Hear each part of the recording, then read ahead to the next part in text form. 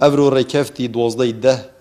دمجمر 11 سپیده پلیس ما هات ناگهدار کردن جلوی نخوشخانه شیخان و پبونا کلخ کرای که 13 سالی پشتی پلیس الجهه ریدان انکل نخوشخانه آماده بوین و کلین گل باب کری هات کردن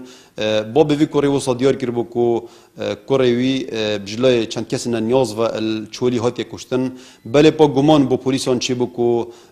اف ظلمه راستی که وشریتن اکثر سردان مالا ویکر الناحیه با عدره و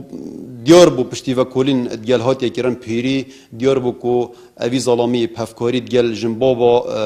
اوی کری افکاری هاتی کشتن او کر اشکنجه دای حتی کو گیان خوشدست دای و هر وصا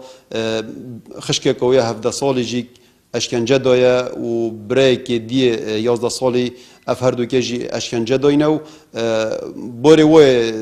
درونی و یه تندرسی جی باش نود بریندارن اف هر دو کجی و هات نروانه کرن بو نخوشخانه هر وصا پلیسین ما شان دامپدان جوار بگیرن و نوکه الدیف بنده 406 جیاسای انسزای دست سرگیرینه